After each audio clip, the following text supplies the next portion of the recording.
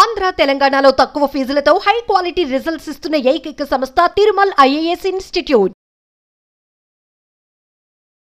రామ్ ప్రసాద్ గారు, ఇప్పుడు మ్యూచువల్ ఫండ్స్లో ట్యాక్స్ బాగా తగ్గించుకోవాలి అంటే మ్యూచువల్ ఫండ్స్ ఇన్వెస్ట్మెంట్స్ అనేవి భర్త పేరు మీద తీసుకుంటే మంచిదా, భార్య పేరు మీద తీసుకుంటే మంచిదా?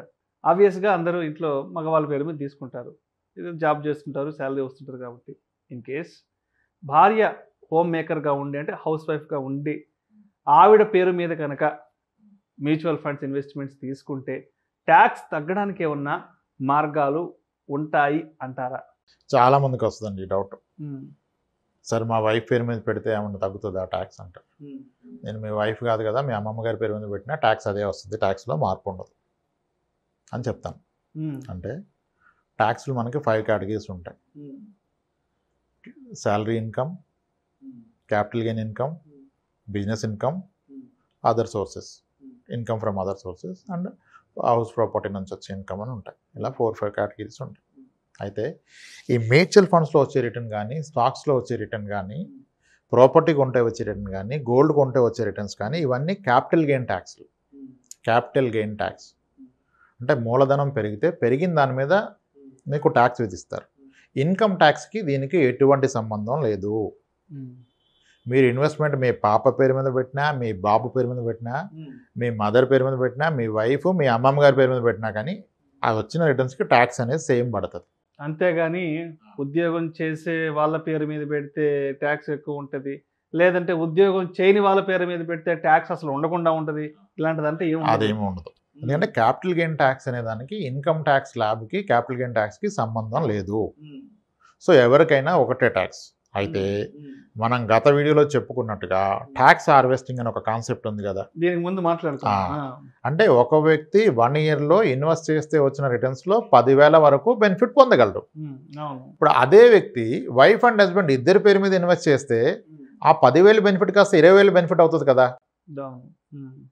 అయితే ఇప్పుడు కొంత మేరకే ఎస్ఐపి అంటే చాలా సాంప్రదాయబద్ధంగా 3,000, 5,000, 10,000 పెట్టే వాళ్ళకి ఆ ట్యాక్స్ హార్వెస్టింగ్ గురించి ఆలోచించిన అవసరం లేదు. కాస్త అగ్రెసివ్ ఇన్వెస్టర్ కాస్త ఎక్కువ అమౌంట్ పెడుతున్నారంటే అవకాశం ఉంటే వైఫ్ అండ్ హస్బెండ్ పేరు మీద ఈక్వల్ అమౌంట్స్ ఇన్వెస్ట్ చేయడం బెస్ట్. అప్పుడు ట్యాక్స్ హార్వెస్టింగ్ కాన్సెప్ట్ ద్వారా ఇద్దరు కూడా క్యాపిటల్ గెయిన్ ట్యాక్స్లో లాభం పొందొచ్చు కదా. 10,000, 20,000 వరకు లాభం వస్తుంది.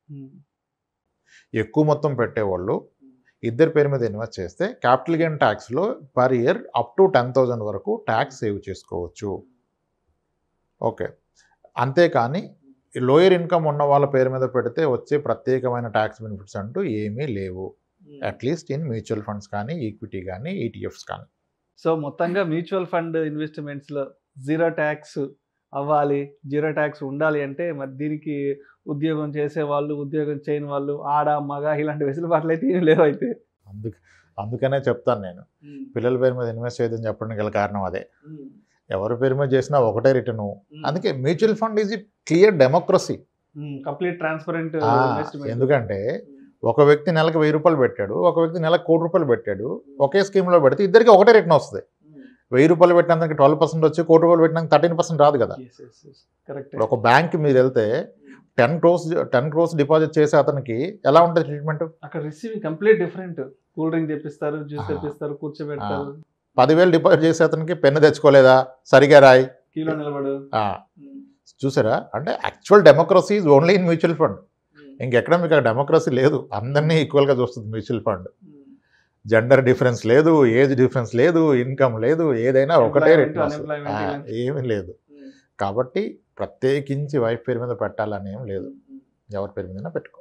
రామ్ ప్రసాద్ గారు, మరి ఇప్పుడు 1 ఇయర్ లోపల కానీ మనం అమౌంట్ వెనక్కి తీసుకుంటే 1% ఎగ్జిట్ లోడ్ అనేది పడుతుంది. మరి దీని నుంచి తప్పించుకోవడానికి కూడా ఏమైనా ఇతర మార్గాలు ఉన్నాయంటారా? ఫస్ట్ ఆఫ్ ఆల్ దానికి ఎటువంటి మార్గాలు లేవు. 1% ఎగ్జిట్ లోడ్ గురించి ఆలోచన వచ్చిందంటే అతను రైట్ ఇన్వెస్టర్ కాదు. 1% గురించి ఆలోచిస్తున్నాడంటే అతను ఇన్వెస్టరే కాదు. ఫస్ట్ ఆఫ్ ఆల్ 1 ఇయర్ ఇన్వెస్ట్మెంట్కి mutual fund, equity mutual fund correct కాదు. 1 ఇయర్కి అసలు కరెక్టే కాదు. మరి అప్పుడు ఎగ్జిట్ లోడ్ అనే ప్రశ్న ఎక్కడి నుంచి వస్తుంది? మీరు 5 ఏళ్ళు ఆ పైన ఉన్న మాట అయితేనే మ్యూచువల్ ఫండ్ అనేది మీకు రైట్ ఆప్షన్ అని చెప్తున్నాం 10 దఫాలుగా. ఎన్నిసార్లు చెప్పినా ఇదే విషయం చెప్తున్నాం. ఇంకా నేను 1 ఇయర్లో తీస్తే ఎగ్జిట్ లోడ్ వస్తుంది, ఇదొకటి. ఎక్స్పెన్స్ రేషియో ఎంత ఉంది, ఇదొకటి. ఇవి పట్టుకొని ఇన్వెస్టర్లు ఆగిపోతున్నారు. ఇప్పుడు మ్యూచువల్ ఫండ్లో 1 year లోపు తీస్తే 1% ఎగ్జిట్ లోడు, ఇది క్లియర్గా documented, very transparent data available to every one. మరి అదే ఒక ఎల్ఐసి అంటే any life insurance policy endowment plan తీసుకుంటే 1 year లోపు ఎగ్జిట్ లోడ్ ఎంత ఉంటుంది? అసలు 1 yearలో ఎగ్జిట్ ఉండదు, 3 years తర్వాత ఎగ్జిట్ ఉంటుంది. 3 years తర్వాత దాన్ని కనుక మీరు ఎగ్జిట్ లోడ్ కింద భావిస్తే 70% exit load in any endowment plan across industry. Insurance ఇండస్ట్రీలో మీరు ఏ ఎండోమెంట్ ప్లాన్ తీసుకున్నా 3 ఏళ్ల తర్వాత కనుక మీకు అత్యవసరం ఉండి 3 ఏళ్ల పాటు లక్ష 3 లక్షలు కట్టి తర్వాత నాకు కావాలని తీసుకుంటే 70% లాస్ అవుతారు. 3 years కట్టాక 30% వస్తుంది. అక్కడ ఎవరు ఎగ్జిట్ లోడ్ గురించి వరీ అవ్వట్లేదు. ఈ మ్యూచువల్ ఫండ్స్ మీద అవేర్నెస్ పెరిగి విపరీతంగా దీని మీద డిస్కస్ చేసి అంటారు కదా, the lot of analysis leads to paralysis అన్నట్టుగా అయిపోయింది. ఇన్వెస్ట్ చెయ్యండి బాబు అంటే ఎగ్జిట్ లోడ్ ఎంత, ఎక్స్పెన్సెస్ రేషియో ఎంత, ఇవి చూస్తున్నారు. మరి 3 years కట్టాక కూడా 70% లాస్ వచ్చే ఎండోమెంట్ ప్లాన్స్కి ఏం అడగరు. అక్కడ ఎవరిని అడిగారా ఎక్స్పెన్సెస్ రేషియో ఎంత అని? ఎగ్జిట్ లోడ్ గురించి ఆలోచించారా? అక్కడేమో మీరు 20 ఏళ్ల పాటు ఉండిపోతారు. 20 ఏళ్ళు ఉంటే మీకు 5% మించికి రాదు, which is less than inflation. అక్కడ హ్యాపీ, ఇక్కడ రాదు. అందుకే అంటారు పీపీఎఫ్లో ఎందుకు అంత మనీ వస్తుందంటే పీపీఎఫ్లో పెట్టిన వాళ్ళు 15 ఏళ్ళు ఆగుతారు. మ్యూచువల్ ఫండ్స్లో ఎందుకు డబ్బులు రావంటే ఇక్కడ 15 నెలలు కూడా ఆగరు. రిటర్న్ లాస్ వచ్చింది తగ్గిందని తీసేస్తారు. మీరు ఎండోమెంట్ ప్లాన్ కడితేనే 25 ఏళ్ళు ఆగుతారా వచ్చే 5%కి? ఇక్కడేమో 20 నెలలు కూడా ఆగలేరు. అసలు ఎగ్జిట్లో ఉన్న ప్రస్తావన వస్తే ఆ ఇన్వెస్టర్ రైట్ కాదు. కాన్వర్ట్ సినారియో ఎమర్జెన్సీ వచ్చింది తీసుకోవాలి. అప్పుడు ఇంకా 1 year 1 month 1 day కాదు. అప్పుడు 1% ఎలా డిఫరెన్స్ మేక్ చేస్తుంది? ₹1,00,000 పెట్టిన వ్యక్తికి మార్కెట్ బాగోలేదు, 5% పడిపోయింది, 95,000 అయ్యింది. అయినా నీ అవసరం కాదుకుంటుంది కదా. 95,000 తీస్తే ₹950 ఎగ్జిట్ లోడ్ పడుతుంది, 1%. That's okay. ఎగ్జిట్ లోడ్ గురించి వరీ ఇన్వెస్ట్ చేయట్లేదు అంటే ఇంకా ఎవరు హెల్ప్ చేయలేరు. అసలు ఎగ్జిట్ లోడ్ అనే టాపిక్ డిస్కషన్ రాకూడదు. ఎందుకంటే 1 year లోపు తీసే అతనికి మ్యూచువల్ ఫండ్ కరెక్ట్ కానప్పుడు 1 year లోపు కండిషన్స్ గురించి ఎందుకు మారుతున్నారు మీరు? సో ఎగ్జిట్ లోడ్ని 80% అవాయిడ్ చేయలేము. ఎగ్జిట్ లోడ్ ప్రస్తావన వచ్చింది అంటే ఆయన డిసిప్లిన్ ఇన్వెస్టర్ కాదు, ఇంకంతే. ఇంకా మనం హెల్ప్ చేయలేము ఆయనకి.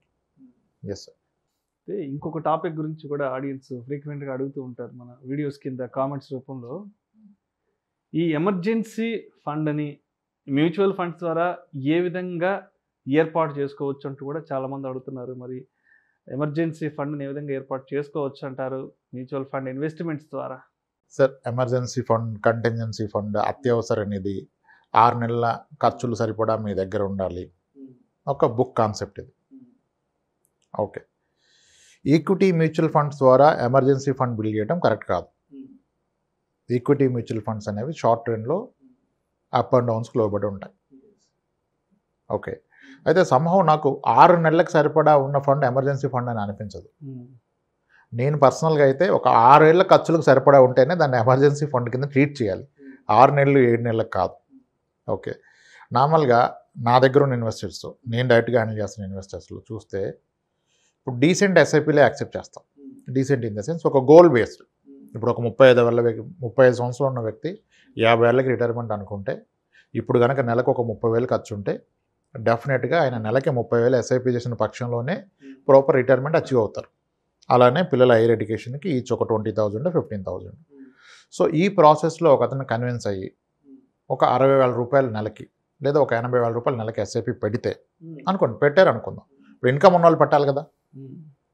సో ఇప్పుడు ఇక్కడ ఎక్కడ middle class, higher middle class, upper class అనే డిస్టింగ్విష్ ఉండదండి.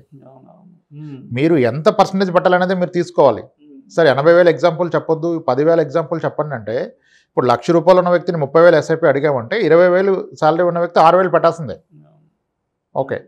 సో ఆ కాన్సెప్ట్ ప్రకారం ఇప్పుడు ఒక వ్యక్తి 60,000 ఎస్ఐపీ పెడుతున్నారు అనుకుందాం. 60,000 ఎస్ఐపీ పెడితే ఎక్కడ గ్యారంటీ లేదు, మార్కెట్ అప్ అండ్ డౌన్ ఉంటుంది. కానీ ఒక 5 years ఆగితే అట్లీస్ట్ ఒక 10 to 12% రిటర్న్ వస్తుంది యావరేజ్గా. ఇప్పుడు నెలకు 60,000 పెడుతున్నా అంటే సంవత్సరానికి గాను 7,20,000 పెడుతుంది. ఇన్ ద ప్రాసెస్ ఈయన ఒక 6 years పెట్టారు అనుకుందాం, ఇంచుమించుగా ఒక 40 లక్షలు ఇన్వెస్ట్ చేస్తారు. 6 years పాటు 40 లక్షలు ఇన్వెస్ట్ చేస్తే మార్కెట్ ఒక 12% రిటర్న్ ఇస్తే కూడా అది ఇంచుమించుగా 60 lakhs అవుతుంది. అయితే మనం ఎన్నోసార్లు చెప్పుకున్నట్టుగా మ్యూచువల్ ఫండ్స్కి ఎటువంటి లాక్ ఇన్ లేదు కదా. ఆ టైంలో ఆయనకి ఎమర్జెన్సీ వస్తాయి, ఆ టైంలో ఆయనకి ఇన్కమ్ లాస్ అవుతాయి. అతనికి అందుబాటులో ఎంత ఉంది? 60 లక్షల రూపాయలు వెసులుబాటు ఉంది కదా. అప్పుడు నిజంగా అతనికి ఇన్కమ్ లాస్ అయితే 60 లక్షలు కనుక ఆయన మ్యూచువల్ ఫండ్ అకౌంట్లో ఉంటే నెలకి ₹1,00,000 ఖర్చున్నా 60 నెలల పాటు హ్యాపీగా బ్రతకొచ్చు కదా. అది adequate or proper emergency fund. ఇప్పుడు 5,000 3,000 ఎస్ఐపి పెడతాను, నాకు ఎమర్జెన్సీ ఫండ్ అవుతుందంటే ఎక్కడి నుంచి అవుతుందండి? సంవత్సరానికి పెట్టేది 50,000, 5 ఏళ్ళు పెడితే గట్టిగా పెట్టింది 2.5 లక్షలు, పెరిగితే 3 లక్షలు అయింది. 3 లక్షల్లో బ్రతికేస్తారా? సో ఎమర్జెన్సీ ఫండ్ని బిల్డ్ చేయొచ్చా అంటే షార్ట్ టర్మ్లో బిల్డ్ చేయలేము. బట్ డీసెంట్ ఎస్ఐపి పెడితే ఒక 5-6 ఇయర్స్ తర్వాత ఇక అది కాంక్రీట్గా ఎమర్జెన్సీ ఫండ్ అయిపోద్ది. ఎందుకంటే దీనికి లిక్విడిటీ ఉంది కదా. ఇప్పుడు 50 లక్షలు మ్యూచువల్ ఫండ్ పోర్ట్ఫోలియో బిల్డ్ చేసుకున్న వ్యక్తి ఆఫీస్కి ఏ రోజైనా ధైర్యంగా వెళ్ళొచ్చు. వెళ్ళిపోమంటే ఓకే, హ్యాపీ ఈవినింగ్ బ్యాగ్స్ సర్దుకొని వచ్చేయచ్చు. సరేరా వెళ్ళిపోతాను, ఓకే, నెలకి 1,00,000 అవుద్ది ఖర్చు, నాకు 50 నెలల పాటు సరిపడా డబ్బులు ఉన్నాయి కదా, ఓకే. సో అలా అంటే పెద్ద మొత్తం పెడితే మీరు ఎమర్జెన్సీ ఫండ్ కింద వాడుకోవచ్చు. కానీ వెరీ కన్జర్వేటివ్గా చిన్న చిన్న మొత్తాలు పెట్టి దాన్ని ఎమర్జెన్సీ ఫండ్ అంటే మీకు ఎమర్జెన్సీ వచ్చినప్పుడు మార్కెట్ డౌన్ ఉంటే మళ్ళీ వాడుకోలేరు. పెద్ద మొత్తాలు పెడితే ఎమర్జెన్సీ వచ్చినప్పుడు మార్కెట్ డౌన్ ఉన్నా వాడుకోవచ్చు. ఇందాక అన్నట్టుగా 40 లక్షలు పెట్టారు, 60 లక్షలు అయింది, ఇతను జాబ్ పోయింది, అదే టైంలో మార్కెట్ క్రాష్ అయింది. లేటెస్ట్ మార్కెట్ కూడా క్రాష్ అయింది కదా. జాబ్ పోయిందంటే ఎకానమీలో ప్రాబ్లం ఉంటుంది. 60 లక్షలు కాస్త సరాసరి వచ్చి 40 లక్షలు అవుద్ది. అంటే నిజానికి నేను పెట్టిన అమౌంట్ కూడా లేదనుకుందాం. అప్పుడు ఈయనకి ఎమర్జెన్సీ వచ్చింది. అప్పుడు ఏం చేయొచ్చు? మ్యూచువల్ ఫండ్స్కి అగెనిస్ట్గా లోన్ తీసుకోవచ్చు. రేటు తక్కువ ఉన్నప్పుడు కొన్న బంగారాన్ని నమ్మొద్దు, దాన్ని కుదురుపెట్టి అప్పు తీసుకోవాలి. ఎందుకంటే రేటు తగ్గుంది కదా. అలానే మ్యూచువల్ ఫండ్ కూడా లోలో ఉంటే మీకు ఇప్పుడు చాలా ప్రొవిజన్స్ ఉన్నాయి. ఆ మ్యూచువల్ ఫండ్స్ని ప్లెడ్జ్ చేసి మీరు లోన్ తీసుకోవచ్చు. నిజంగా ఇన్కమ్ లాస్ వస్తే, జాబ్ పోతే మీకు ఏ లోను రాదు. ఇల్లున్నా ఇంటి మీద మార్టిగేజ్ లోన్ ఎవరు ఇన్కమ్ లేకపోతే. బట్ ఇక్కడ మీరు లోన్ తీసుకోవచ్చు కదా. అలా తీసుకొని కూడా మీ అత్యవసరాలకు వాడుకోవచ్చు. మార్కెట్ పడింది కనుక మీరు లోయర్ ఎన్ఏవీలో యూనిట్స్ అమ్ముకోకుండా దాని మీద లోన్ తీసుకొని ఆ లోన్ అమౌంట్తో మీ అవసరాలు తీర్చుకొని మార్కెట్ మళ్ళీ పెరిగేంత వరకు వెయిట్ చేసి పెరిగినప్పుడు కావాలంటే అమ్ముకోవచ్చు, వాడుకోవచ్చు. ఎమర్జెన్సీ ఫండ్ కింద వాడుకోవచ్చు. కానీ దానికి కాను ఒక డీసెంట్ అమౌంట్ పెట్టాలి. Thank you so much Ramprasad గారు. వీడియోస్ కింద కామెంట్స్ రూపంలో ఆడియన్స్ ఇచ్చిన రకరకాల ప్రశ్నలకు సంబంధించిన విశ్లేషణను చాలా అద్భుతంగా వివరించారు sir. Thank you so much sir. Thanks అండి.